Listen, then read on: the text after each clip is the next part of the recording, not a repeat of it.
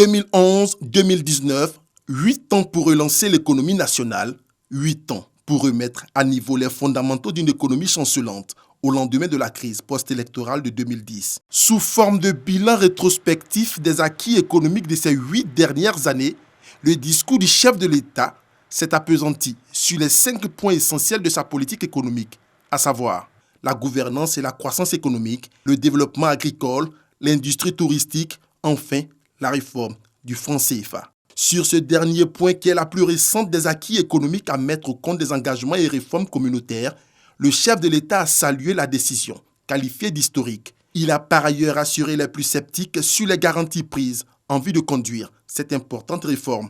Nous avons amorcé avec les chefs d'État de l'Union économique et monétaire ouest-africaine, l'UEMOA, et la France, une évolution importante de notre système monétaire avec la réforme du franc CFA dans le cadre de la future intégration monétaire des pays de la CEDEAO.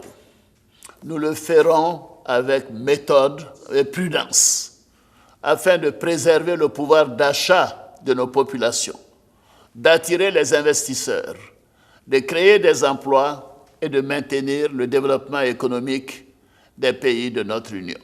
Au plan local, le chef de l'État a rappelé l'évolution positive de la croissance économique depuis 2011, avec un taux de croissance moyen annuel compris entre 7 et 9%. Avec force argument, il a démontré l'impact social de la croissance économique, souvent reproché d'être moins inclusive. Les fruits de la croissance économique ont permis notamment le déblocage des salaires des fonctionnaires après plus de 25 ans de gel, le relèvement du SMIC, le financement des projets de centaines de milliers de femmes et la création de 3 millions d'emplois, la subvention du prix d'achat aux producteurs de certains produits agricoles tels que le cacao, le café, le coton, l'anacarde, etc. Nos parents paysans ont ainsi obtenu une meilleure rémunération du produit de leur labeur et leur quotidien s'est nettement amélioré.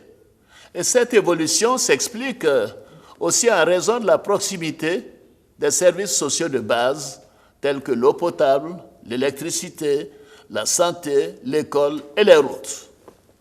Nous avons inversé la courbe de la pauvreté, qui est en net recul selon les résultats préliminaires des rapports et des études qui seront publiés dans le courant du premier trimestre 2020.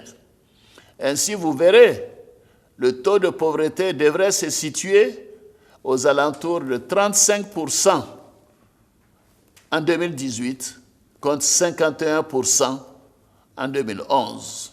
Une croissance inclusive, des indicateurs économiques tous au vert, avec une hausse de l'ordre de 17% des investissements directs étrangers, IDE, entre 2016 et 2017, passant de 310 milliards à plus de 370 milliards de francs CFA. Des chiffres qui parlent et qui sont la résultante de l'attractivité de l'industrie touristique, comme l'a souligné le président de la République. Nous avons restauré l'attractivité touristique de notre beau pays et le trafic des passagers à l'aéroport international Félix Houphouët-Boigny est passé de 630 000 passagers en 2011 à 2 260 000 passagers en 2019. C'est à juste titre qu'après 20 ans de négociations et de multiples actions de promotion du tourisme ivoirien, la Côte d'Ivoire est inscrite depuis quelques mois dans le catalogue du premier voyagiste mondial, l'Allemand TUI. Tous ces résultats, nous les avons obtenus ensemble grâce aux efforts de chacune et de chacun de nous, ainsi qu'au travail acharné du gouvernement que je félicite. Nous allons maintenir le cap pour que chaque Ivoirien bénéficie des fruits de cette embellie économique, dans la paix et la sérénité. Nous continuerons dans cette voie. En clair, l'économie ivoirienne n'est plus sous perfusion, comme l'a laissé entendre le chef de l'État tout au long de son adresse. L'économie nationale se porte mieux après toutes les réformes structurelles engagées à travers les différents plans quinquennaux. 2020 se pointe donc avec des perspectives prometteuses.